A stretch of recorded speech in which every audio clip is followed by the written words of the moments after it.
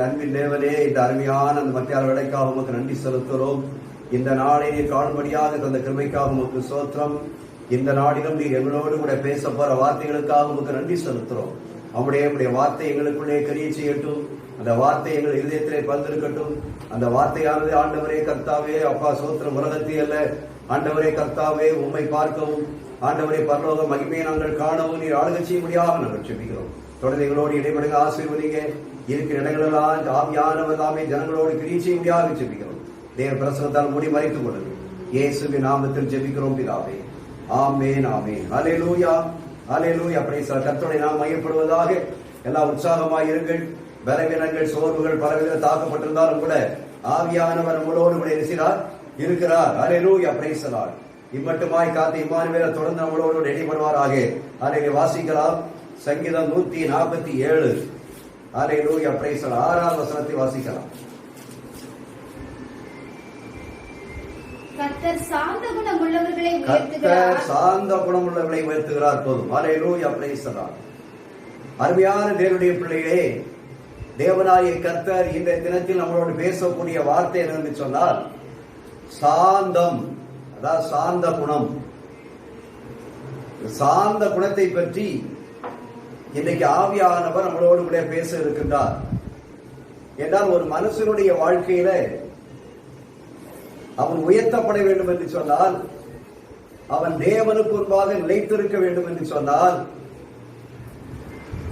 வாழ்க்கையில எவ்வளவுதான் உபத்திரங்கள், துன்பங்கள், கஷ்டங்கள், வேதனைகள் வந்தாலும் சரி, அவன் கிறிஸ்துவுக்குள்ளாக ஒரு சாதிக்கக்கூடிய ஒரு பக்தி வைராக்கியம் உள்ள மனுஷனாக அவன் கடைசி வரைக்கும் இருக்க வேண்டும் என்று சொன்னால், அவனுக்குள்ளே காணப்படக்கூடிய ஒரு முக்கியமான ஒரு குணம் சாந்தம்.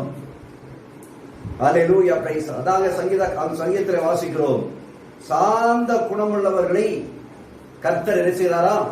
உயர்த்துகிறார். அருமையானவர்களே, சாந்தம்.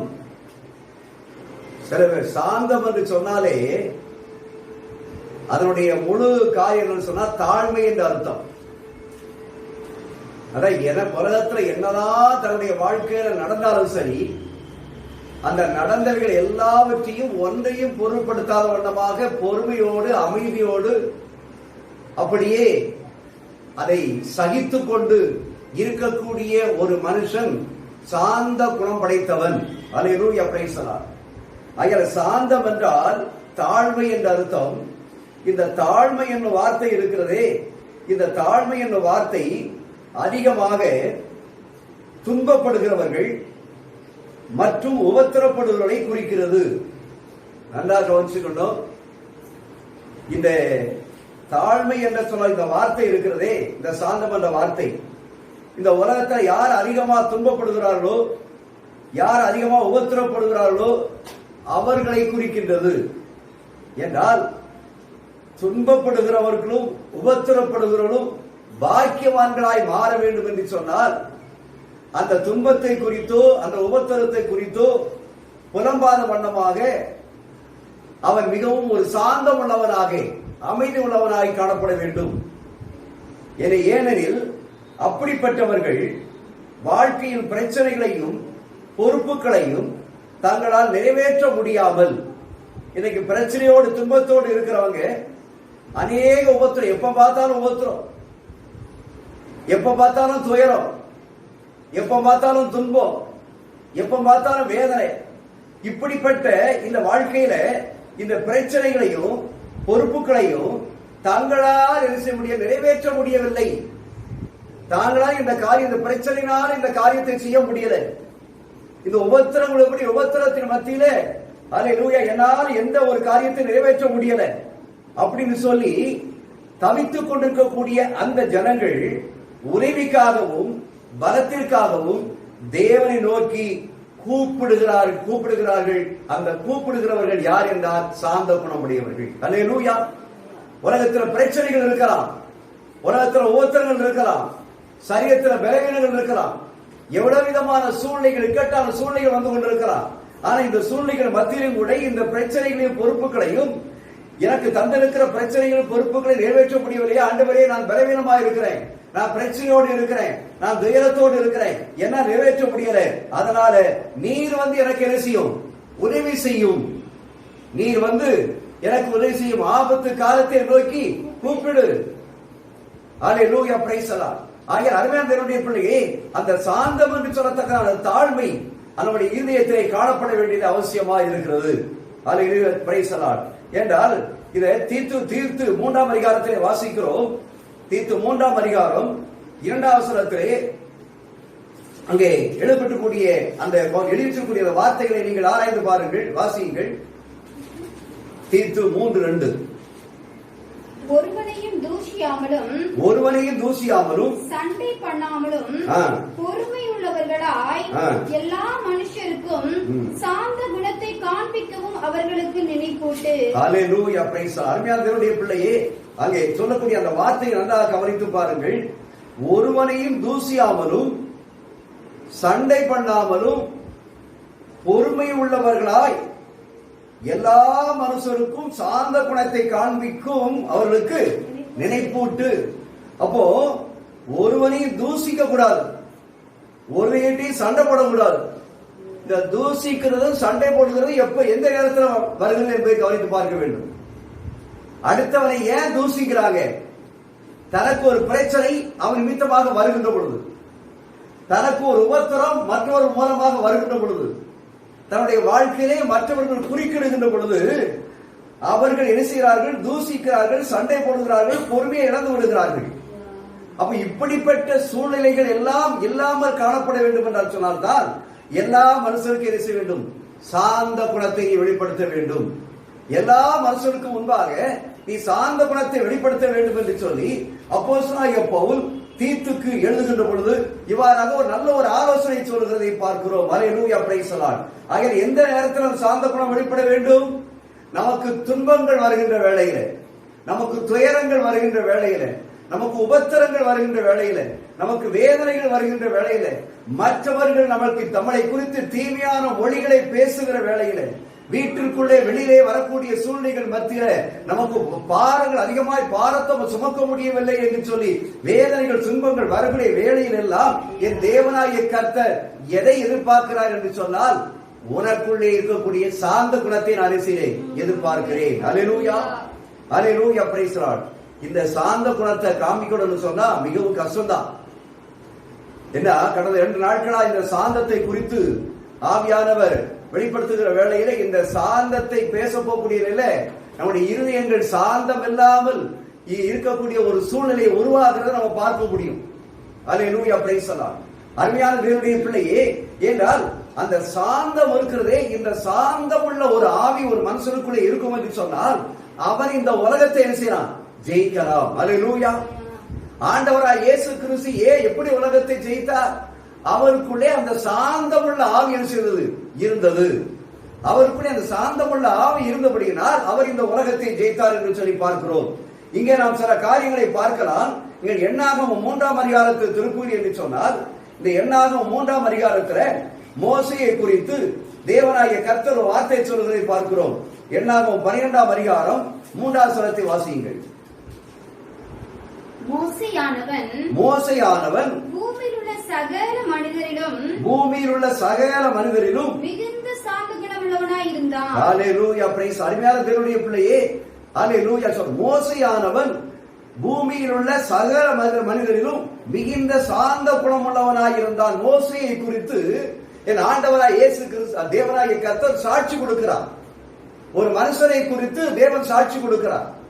அந்த மோசேயை குறித்து தேவன் சாட்சி கொடுக்கிறார். அந்த மோசேயை குறித்து தேவன் சாட்சி கொடுத்தது உண்மை என்று சொன்னால், இன்னைக்கு அன்னைக்கு மோசேயை குறித்து சாட்சி சொன்ன தேவன் இன்னைக்கு நம்ம ஒவ்வொருவரையும் குறித்து தேவனாகிய கர்த்தர் சாட்சி சொல்ல வேண்டும். இவள் சாந்த குணம் உள்ளவள், இவன் சாந்த குணம் உள்ளவன். ஏன்னு சொன்னால், அந்த மோசேயுடைய வாழ்க்கையில ஏற்பட்டிருக்கக்கூடிய உபத்திரங்கள், அந்த மோசேயுடைய வாழ்க்கையில் ஏற்படக்கூடிய துன்பங்கள், துயரங்கள், கஷ்டங்கள் எல்லாவற்றிலும் கூட அவன் எவ்வளவு பண்ணினா நீடிய பொறுமையுள்ளவனாக சாந்தம் உள்ளவனாக இருந்தான். தாழ்மை அணிந்து கொண்டவனாய் காணப்பட்டான். அல்லேலூயா, பிரைஸ் தி லார்ட்.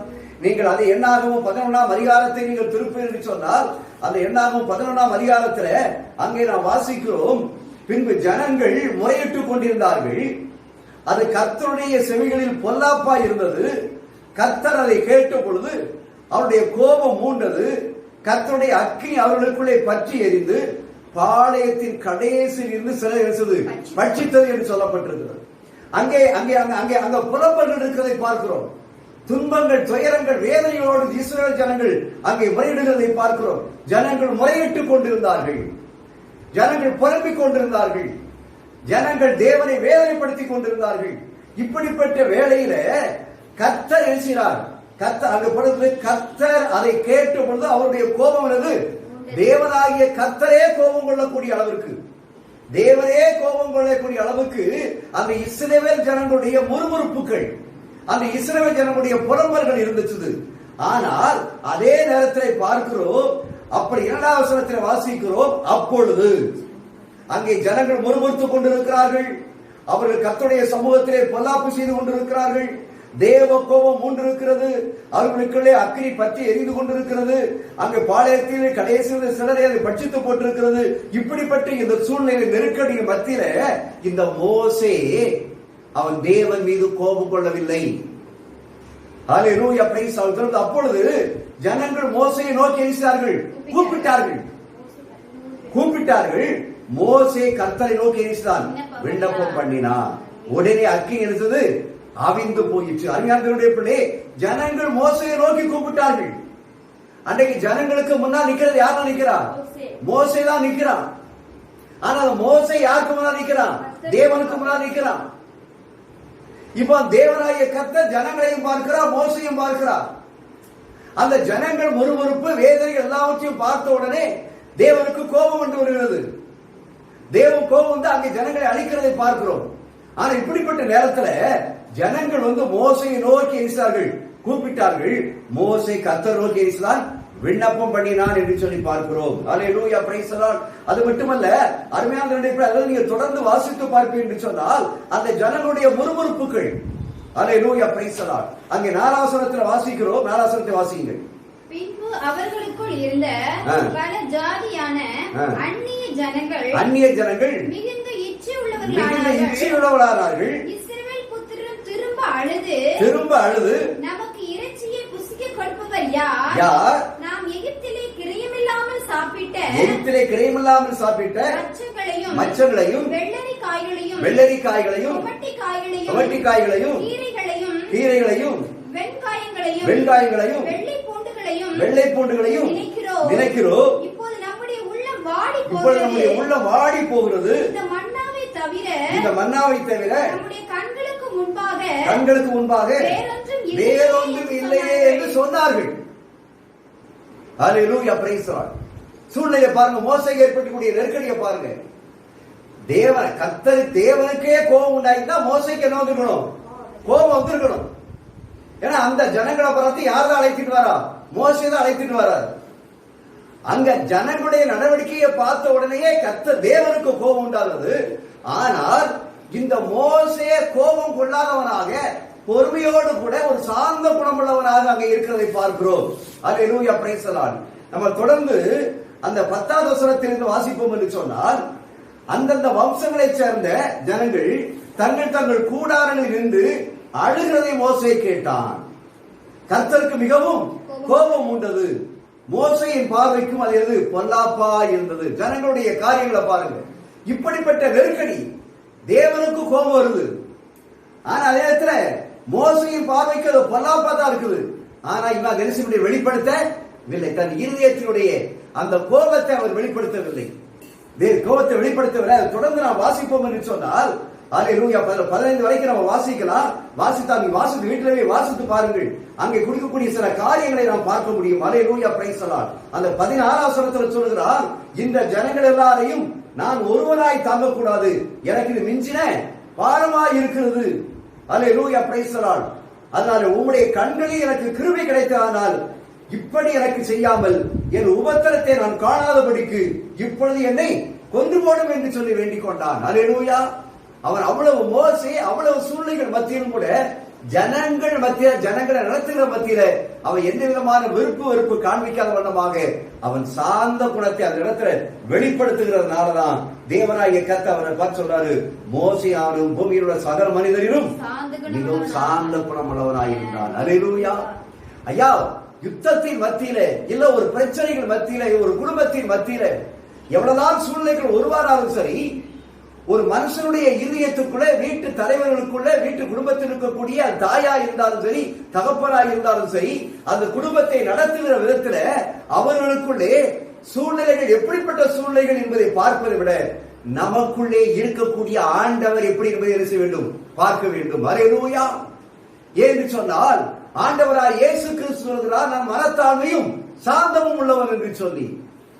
ஆம், அருமையான தேவனுடைய பிள்ளையே, ஆகிய மோசே அந்த சூழ்நிலைக்கு மத்தியில அவன் தாழ்மையை அணிந்து கொண்டவனாக, சார்ந்த குணமுள்ளவனாக அவன் இருந்தபடியினால்தான் அந்த இஸ்ரவேல் ஜனங்களை அந்த கடைசி அந்த கானான் நோக்கி என்ன செய்ய முடியுது? அழைத்து கொண்டு வர முடிந்தது. இடையிலே சிவந்த சமுத்திரம் தான். அல்லேலூயா, பிரைஸ் தி லார்ட். பலவிதமான பாடுகள் தான், பிரச்சனைகள் தான். ஆனால் அத்தனையும் அவன் சகித்துக் கொண்டவனாக. அது மட்டுமல்ல, தேவனாகிய கர்த்தர் மோசேயை பார்த்து சொன்னார், நீ என்ன செய்ய முடியாது? கானான் தேசத்துக்குள்ள பிரவேசிக்க முடியாதுன்னு சொல்லிட்டார். அப்ப கானான் தேசத்துக்குள்ள பிரவேசிக்க முடியாதுன்னு சொன்னதுக்கு அப்புறமும் கூட அந்த மோசே கோபமடைந்தானா? இல்லை. அவன் மிகவும் தாழ்மையுள்ளவனாக, சாந்தம் உள்ளவனாக, தேவனுடைய திட்டத்தை நிறைவேற்றுகிறவனாக காணப்பட்டான். அல்லேலூயா. அருமையான தேவனுடைய பிள்ளையே, இன்றைக்கு நீங்களும் நாங்களும் நம்முடைய வாழ்க்கையில எப்படிப்பட்டதான உபத்திரங்கள் சூழ்நிலைகள் ஏற்பட்டாலும் சரி, பிரச்சனைகள் தீர்க்க முடியவில்லை என்று சொன்னாலும் சரி, நீங்களும் நானும் ஒன்று சொன்னோம், சார்ந்த குணத்தோடு தாழ்மையோடு தேவனை நோக்கி இறைச்சி கூப்பிடு. அல்லேலூயா. நீ தேவனை நோக்கி கூப்பிட்டால் உன் சார்ந்த குணத்தை பார்த்து, என்னுடைய சார்ந்த குணத்தை பார்த்து தேவனாகிய கர்த்தர் உனக்கு அற்புத அடையாளங்களை செய்வார். அல்லேலூயா, பிரைஸ் தி லார்ட். அது மட்டுமல்ல, அருமையான தேவனுடைய பிள்ளைகளே, அங்கே யோபு என்று சொல்லக்கூடிய ஒரு மனுஷனை பார்க்கிறோம். நீங்கள் யோபுவை திருப்பி என்று சொன்னால் யோபு 1ஆம் அதிகாரம் 8ஆம் வசனத்திலே ஒரு வார்த்தையை வாசிக்கிறோம்.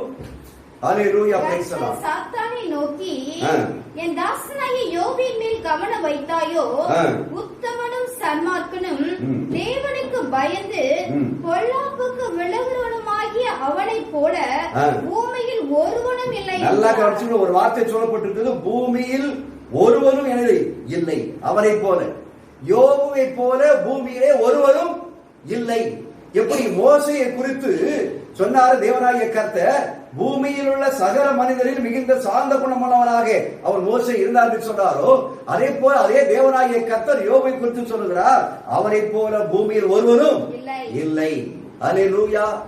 ஏன்னா யோபனுடைய வாழ்க்கையில, அருமையான தேவனுடைய பிள்ளை, யோபனுடைய வாழ்க்கையில இந்த பூமியில தேவன் அவருக்கு ஏற்பட்டக்கூடிய சோதனைகள், ஏன்னா வாழ்க்கையில யோபனுடைய வாழ்க்கையில சாத்தானால் ஏற்பட்ட உபத்திரங்கள், சாத்தானால் ஏற்பட்ட துயரங்கள், அத்தனைக்கும் மத்தியில யோபு பொறுமையாக, அதாவது சாந்தமாக இருந்தான் என்று சொல்லி பார்க்கிறோம்.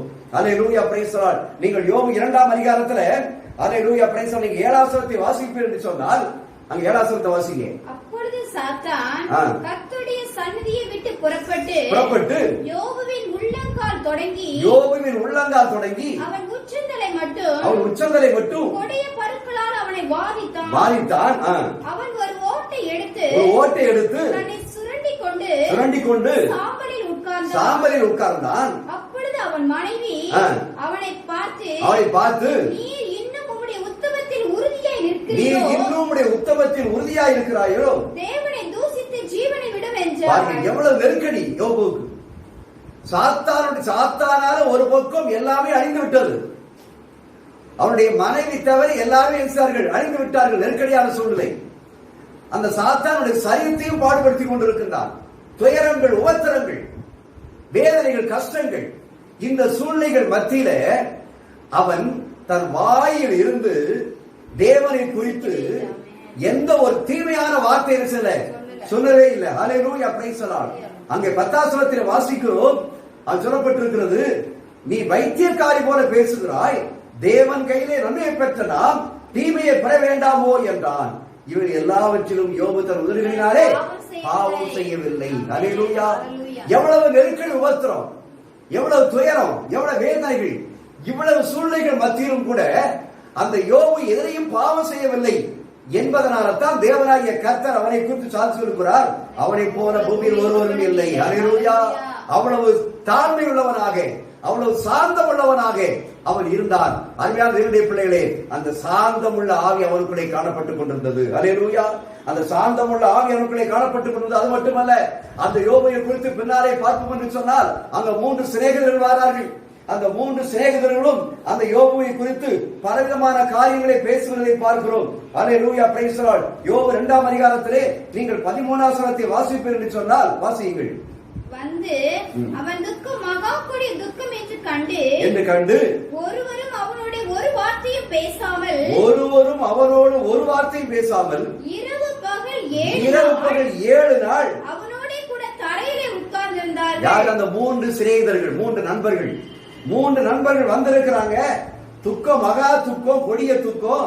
இந்த துக்கத்தோட வந்திருந்து 7 நாட்கள் இரவும் பகலும் அவங்க கூட ஒரு வார்த்தையோட என்ன செய்யற பேச. இந்த பேசாத பார்த்துட்டு யோபு தான் திருப்பி என்ன செய்யறான்? பேச ஆரம்பிக்கிறான். அல்லேலூயா. அப்ப அவருடைய நண்பர்கள் சொல்லுகிறார்கள், அவருடைய சிநேகிதன் அந்த தினேகிறன் தேவனாகிய எலிபாஸ் சொல்லுகிறான். 4ஆம் அதிகாரத்தில் 7ஆம் வசனத்தை வாசிங்க. குற்றமில்லாமல் அழிந்தவன் உண்டோ? பாருங்க, இவன் எவ்வளவா அவருடைய நண்பர் சொல்றான் பாருங்க. குற்றமில்லாதவன் அழிந்தவன் உண்டோ? சன்மார்க்கர் அதம் பண்ணப்பட்டது எப்போ? இதை நினைத்து பாரும். 17 வாசிங்க.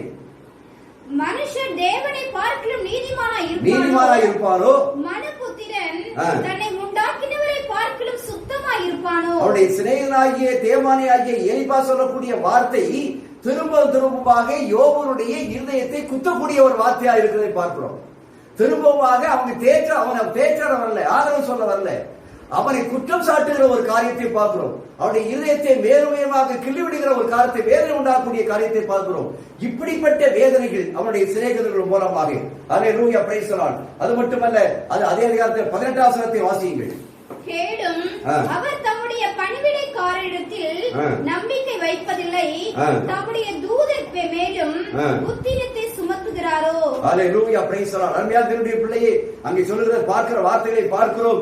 அல்லேலூயா, தேவனாகிய கர்த்தர் அங்கே யோபுவின் சிநேகிதர்கள் மூலமாக பேசக்கூடிய அந்த வார்த்தையிலே சொல்லக்கூடிய அந்த வார்த்தையை எல்லாரும் ஆண்டு பார்ப்போம் என்று சொன்னால், கேளும் அவர் நம்முடைய பணிவிடைக்காரத்தில் நம்பிக்கை வைப்பதில்லை, தம்முடைய தூதர் மேலும் புத்திரத்தை சுமத்துகிறாரே. யோபு மேல அவ்வளவு குற்றச்சாட்டுகளை சாட்டுகிறதை பார்க்கிறோம். அல்லேலூயா, பிரைஸ் தி லார்ட். அது மட்டுமல்ல, நீங்கள் யோபு 8ஆம் அதிகாரத்துல 6ஆம் வசனத்தை வாசிப்பீர்கள் என்று சொன்னால், அங்கு இன்னொரு சிநேகிதன் அந்த யோபை குறித்து பேசுகிற வார்த்தை சொல்லப்பட்டிருந்தது. சுத்தமும் செம்மையுமாய் இருந்தீரேயானால் அப்பொழுது அவர் உமக்காக விழித்து நீதியுள்ள உம்முடைய வாசஸ்தலத்தை சாபக்கோவாக்குவார். அப்படின்னா என்ன அர்த்தம்? சுத்தமும் செம்மையுமாய் இருந்தீரே ஆனால், அப்படின்னா நீ சுத்தமா இல்ல, தேவனுக்கு நீ சுத்தமா இல்ல, செம்மையுமா இல்ல அப்படின்னு சொல்லி அவர் மேல அதிகமான ஒரு குற்றச்சாட்டுகளை சாட்டுகிற ஒரு நெருக்கடிகளை உண்டாகிற சூழ்நிலையை தான் பார்க்கிறோம். இப்படி பல வழிகளில். அதே மாதிரிதான் 11ஆம் அதிகாரத்துல 11ஆம் வசனத்தில் வாசிக்கின்றோம். மனுஷனுடைய மாயத்தை அவர் அறிவார், அக்கிரமத்தை அவர் கண்டும் அதை கவனியாக இருப்பாரோ? நீ என்ன செய்யறது? மாயம் பண்ணிட்டு இருக்கிற அப்படிங்கிறான். மனுஷனுடைய மாயத்தை அவர் அறிவார், அக்கிரமத்தை அவர் கண்டும் அதை கவனியாக இருப்பாரோ? நீ அக்கிரமம் பண்ணிட்டு இருக்கிற அப்படிங்கிறான். இப்படிப்பட்ட சூழ்நிலை சாந்தமும் தாழ்மை அடைக்கக்கூடிய அந்த யோபுனுடைய அந்த இருதயத்தில் காணப்படக்கூடிய வேதனைகளை இவளை அதிகப்படுத்திக் கொண்டு சொல்வதை பார்க்கிறோம். அருமையான தேவனுடைய பிள்ளைகளே, இப்படிப்பட்ட சூழ்நிலை வரும்போதுதான் யோபு அதே 42ஆம் அதிகாரத்துல அவனுடைய தாழ்மையான அந்த உள்ளத்தை பார்க்கிறோம், சார்ந்த குணத்தை பார்க்கிறோம். 42ஆம் அதிகாரம் 7ஆம் வசனத்தை வாசியுங்கள். கர்த்தர் இந்த வார்த்தைகளை யோபோடே பேசின பின்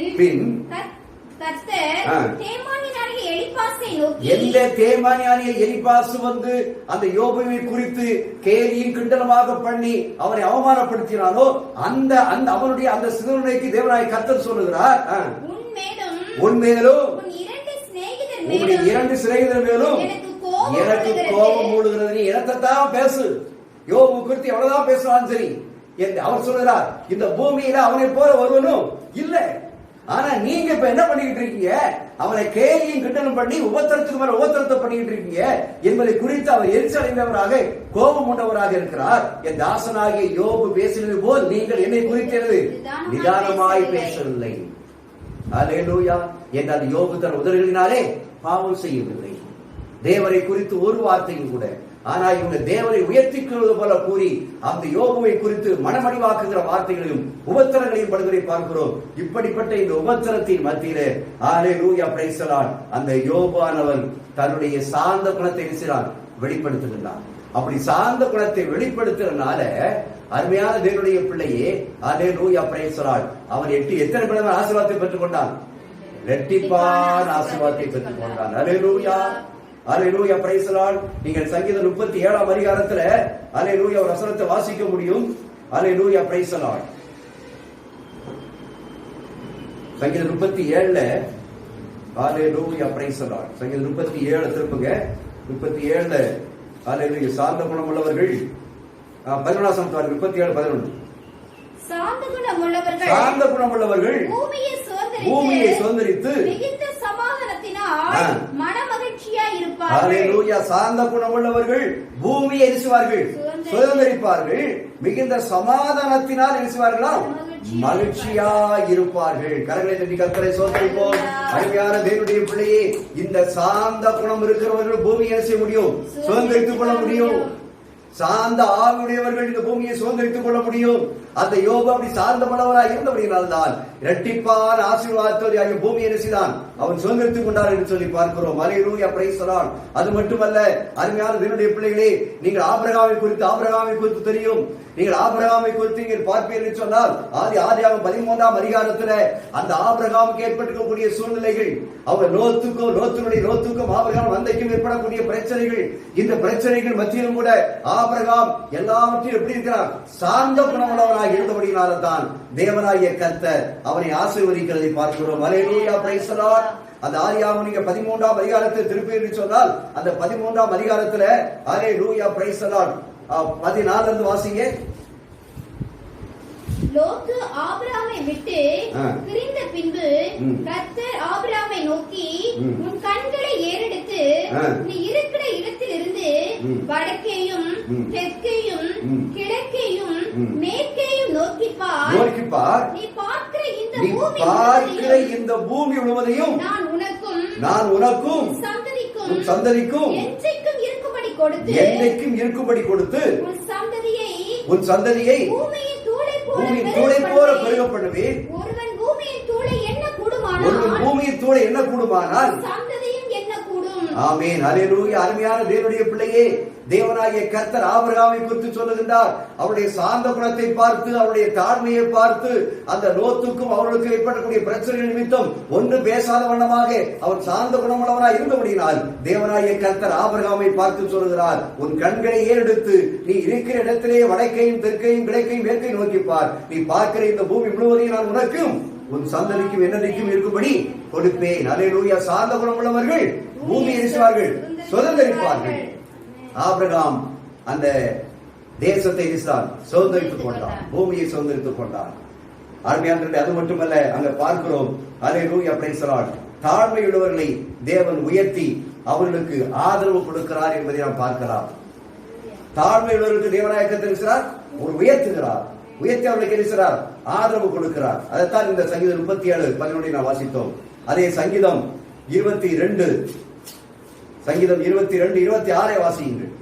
சாந்த குணமுள்ளவர்கள் புசித்து திருப்தி அடைவார்கள். நல்லா கவனிச்சீங்கயா, சாந்த குணத்தை குறித்து சாந்த குணமுள்ளவர்களை தேவனை எவ்வளவு உயர்த்துகிறார், எப்படி அவரை ஆசீர்வதித்திருக்கிறார், எப்படி உயர்த்துகிறார் என்பதை சங்கீதக்காரன் சொல்லுகின்றான்.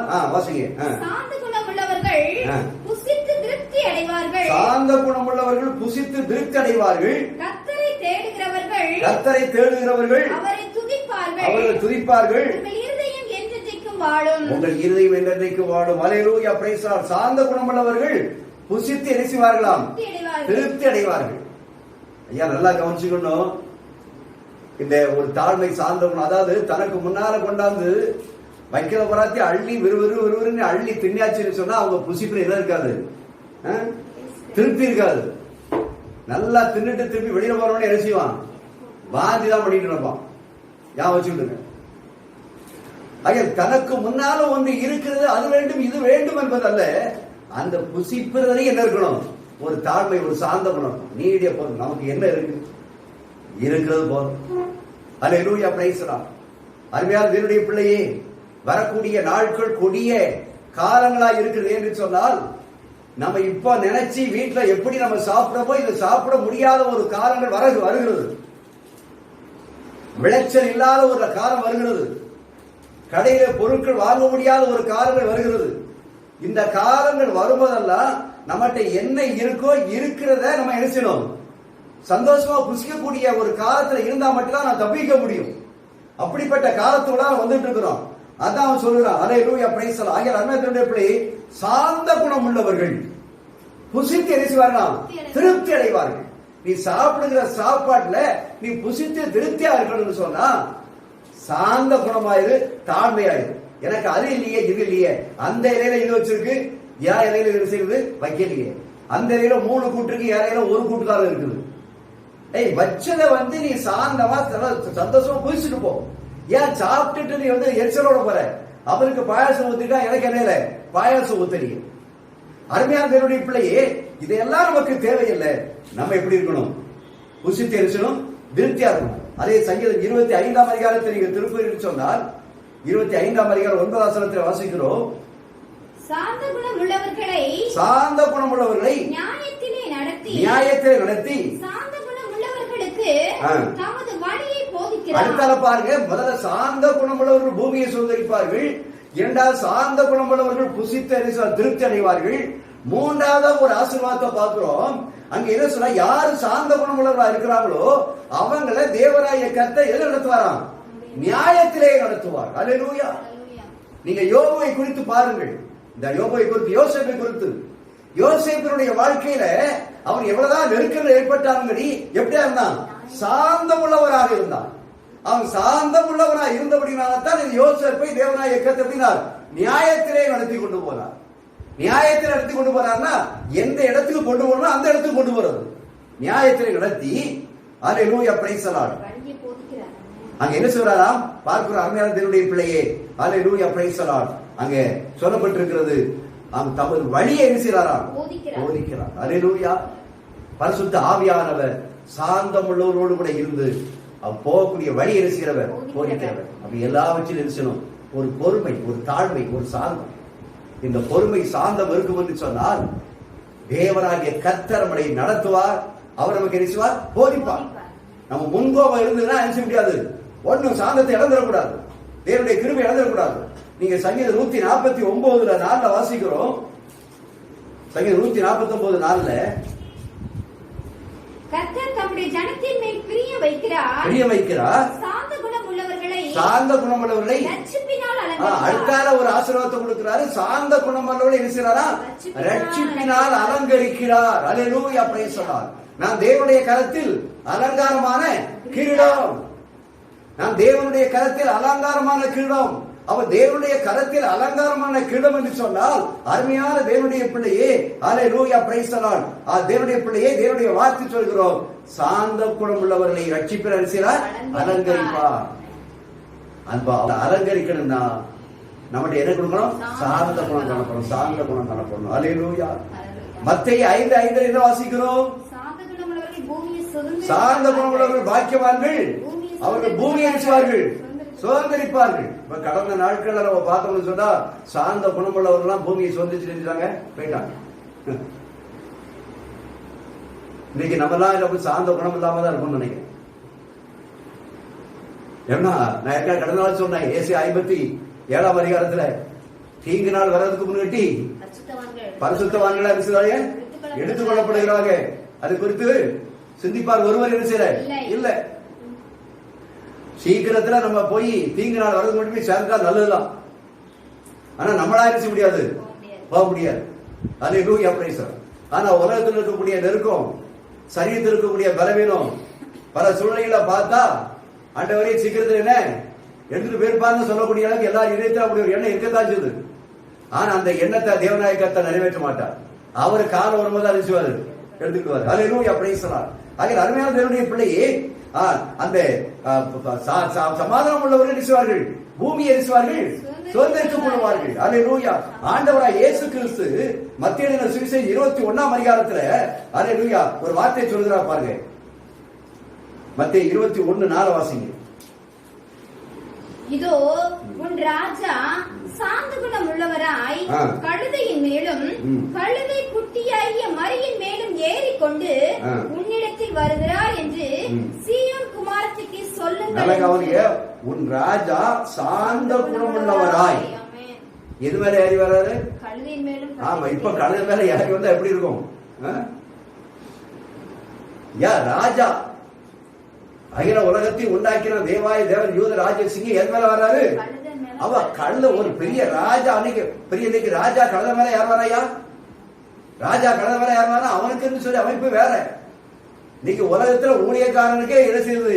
குதிரை வண்டியை பூட்டி இது பண்ணி மேல அடிச்சு இது பண்ணி வருகிறார் வருகிறார்னு சொல்லி இருக்கிறான், பெருமை பாராட்டிட்டு போறான். ஆனா நம்முடைய ராஜாதி ராஜா எது மேல வருகிறாராம்? கழுதையின் மேலும் கழுதை குட்டியாகிய மரியின் மேலும் ஏறிக்கொண்டு உன்னிடத்திலே வருகிறார் என்று சீயோன் குமாரத்துக்கு என்ன செய்யுங்கள்? சொல்லுங்கள். ஹல்லேலூயா. அப்போ நம்முடைய ஆண்டவராய் இயேசு கிறிஸ்து எப்படிப்பட்ட ஒரு சாந்தம் தாழ்மை பாருங்க. ஆண்டவராய் இருந்தாலும் அவர் எது மேல போறாரு? கழுதை மேல போறாரு. இன்னைக்கு நாம் அவரை தூக்கி சுமக்கிற கழுதைகளாக இருக்க வேண்டும், மாற வேண்டும்.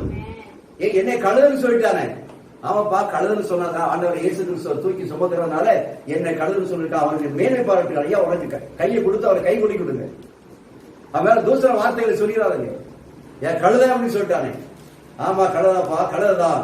நான் இயேசு கிறிஸ்துவை சுமந்து கொண்டு போகிறேன் கழுதை. அல்லேலூயா, பிரைஸ் தி லார்ட். ஆகிய அருமையானவர்களே, ஆண்டவராய் இயேசு கிறிஸ்து தன்னுடைய தாழ்மையை வெளிப்படுத்துகின்ற பொழுது அந்த மத்தேயு சுவிசேஷம் 11ஆம் அதிகாரத்திலே பார்க்கிறோம். மத்தேயு சுவிசேஷம் 11ஆம் அதிகாரத்திலே அந்த தாழ்மையை குறித்து சொல்லுகிறார். அல்லேலூயா, பிரைஸ் தி லார்ட். 28 இருந்து வாசிப்பீர்கள் என்று சொன்ன வாசியுங்கள்.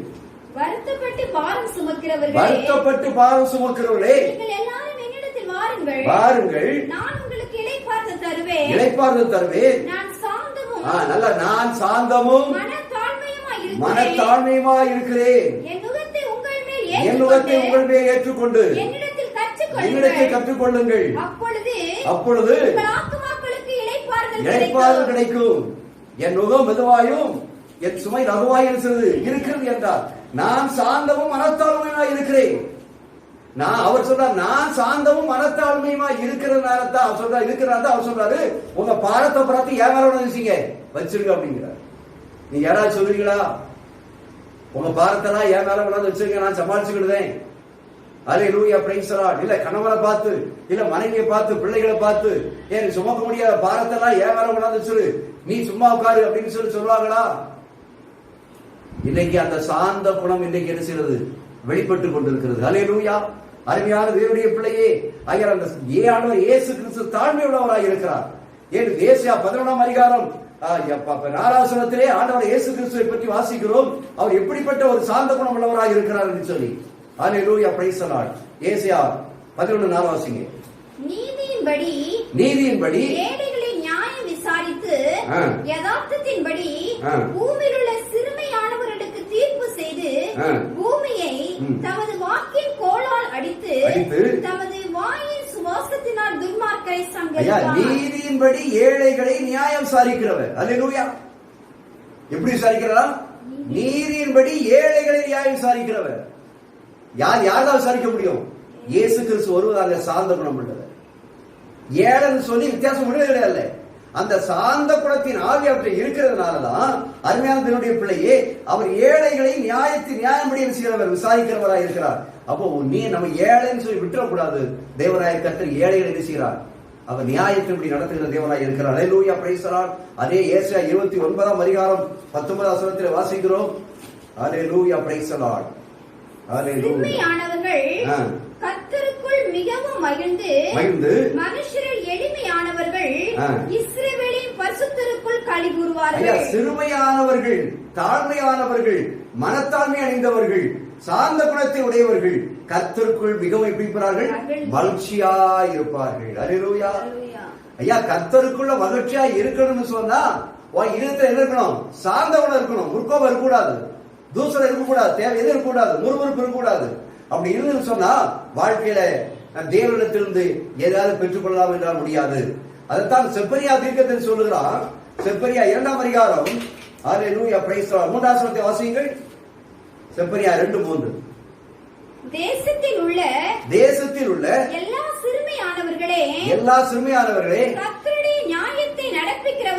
கர்த்தருடைய நியாயத்தை நடப்பிக்கிறவர்களே அவரை தேடுங்கள் நீதியை தேடுங்கள் மனத்தாழ்மையை தேடுங்கள் அப்பொழுது ஒருவேளை கர்த்தருடைய கோபத்தின் நாளிலே மறைக்கப்படுவீர்கள். ஹல்லேலூயா. கரங்களை தட்டி கர்த்தரை ஸ்தோத்திரிப்போம். அருமையானவர்களே, நீ சாந்த குணத்துள்ளவனாக இருந்து நீ தேவனை தேடுவாய் என்று சொன்னால் ஒரு நாள் வரும், அந்த நாள்ல நீ சாந்த குணமாய் இருந்தா என்ன செய்யலாம்? தப்பித்துக் கொள்ளலாம். ஹல்லேலூயா. தேவ கோபாக்கிலிருந்து தப்பித்துக் கொள்ளலாம். அந்த தேவ கோபாரிகள் தப்பித்துக் கொள்வதற்கு ஒருத்தரை சார்ந்த குணம் இருக்க வேண்டிய அவசியமா இருக்கிறது. நீங்க வீட்டில போய் வாசித்து பாருங்கள். இயேசு 53 அதிகாரம் 7-9 வரைக்கும் வாசித்தீங்கன்னு சொன்னா, என் ஆண்டவராய் இயேசு கிறிஸ்துவே வந்தவட்ட அவமானங்கள், நிந்தனைகள், வேதனைகள் எல்லாவற்றிலும் ஆண்டவராய் இயேசு கிறிஸ்து எப்படிதான் தாழ்மையுள்ளவராய் இருந்தார், மனத்தாழ்மையுள்ளவராக சார்ந்த குணமுள்ளவராய் இருந்தார் என்று பார்க்க முடியும். ஹல்லேலூயா, பிரைஸ் தி லார்ட். அது மட்டுமல்ல, அருமையான தேவனுடைய பிள்ளையே, மத்தேயு இன்னைக்கு தாழ்மையான ஆவியுள்ளவர்களிடத்திலே தேவன் எப்படி இருக்கிறாராம்? மகிழ்ச்சியா இருக்கிறார் என்று சொல்லி பார்க்கிறோம். மத்தேயு 5 அதிகாரம் 3 வசனத்தில் வாசிக்கிறோம், ஆவியில் எளிமையுள்ளவர்கள் பாக்கியவான்கள், பரலோக ராஜ்யம் அவர்களுடையது. ஆவியில் எளிமை, மனத்தாழ்மை, சாந்தத்தின் ஆவியுடையவர்கள் அவர்கள் எங்கே இருக்கிறவர்கள்? பரலோக ராஜ்யத்தில் பங்குள்ளவர்களாய் காணப்படுகிறவர்கள் இருக்கிறார்கள். 1 பேதுரு 5:5 வாசிக்கின்றோம். ஹல்லேலூயா. எப்படி அப்படியே முழங்கால் படிக்கலாம். பிரைஸ் எல்லாம் முழங்கால் படிடுங்கள். 1 பேதுரு 5:5. பெருமையுள்ளவர்களுக்கு தேவன் எதிர்த்து நிற்கிறார், தாழ்மை உள்ளவர்களுக்கோ கர்த்தர் கிருபை அளிக்கிறார். ஹல்லேலூயா.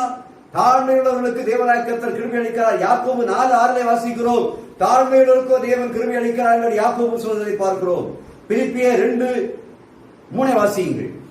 பிலிப்பியர் 2:3. ஹல்லேலூயா. முழங்கால் பட்டவனமாக ஹல்லேலூயா. பிலிப்பியர் 2. வாதினாலாவது வீண் பெருமையினாலாவது செய்யாமல் மனத்தாழ்மையினாலே ஒருவரை ஒருவர் தன்னிலும் மேன்மையுள்ளவர்களாக எண்ணிக்கொள்ளுங்கள். ஹல்லேலூயா. ஐயா, தன்னிலும் மேன்மையுள்ளவராக சார்ந்த குணம் தாழ்ந்த ஆவி. அதே அதிகாரத்தில் பிலிப்பியர் 2:8 சொல்லப்பட்டிருக்கிறது, வாசிக்கிறோம்.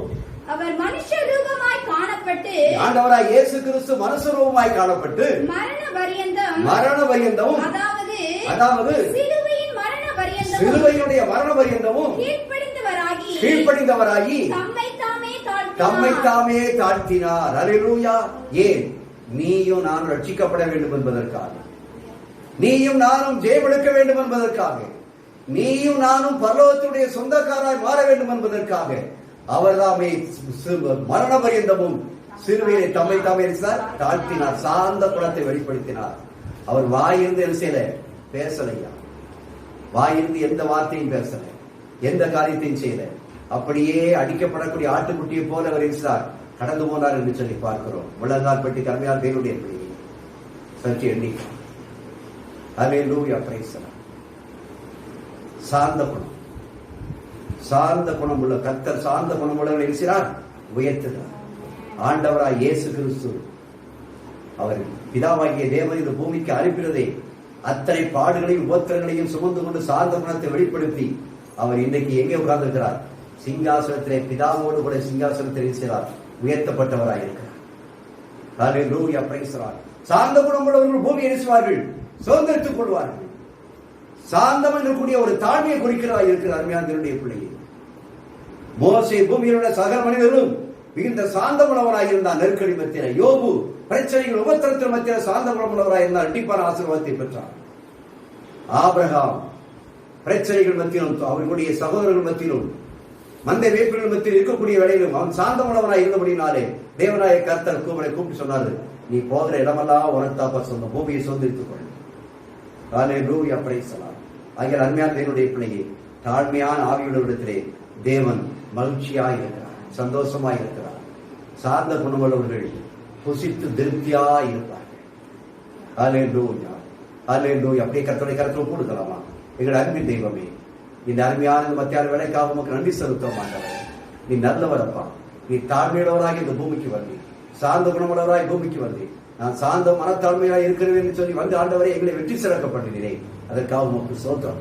அந்த தாழ்மையின் ஆவி நாங்களும் அணிந்து கொண்டவர்களாக இந்த பூமியை வெற்றி சிறக்கப்படுவர்களாய் காணப்படும்படியாக தேவ கிருபை பெற்றோர்களாய் காணப்படும்படியாக எங்களை நாங்கள் தாழ்த்தி உடைய கரத்தை ஒப்புக் கொடுக்கிறோம். உங்களுடைய சுத்தத்தை நிறைவேற்றுங்க. எங்களை தாழ்த்துகிறோம். எங்கள் பலவீனங்களிலிருந்து மட்டுமாய் பலப்படுத்தி எங்களை திடப்படுத்தினே உமக்கு நன்றி செலுத்துறோம். உங்களுடைய கரத்தை ஒப்புக் கொடுக்கிறோம். இயேசுவின் நாமத்தில் ஜெபிக்கிறோம் பிதாவே. ஆமென்.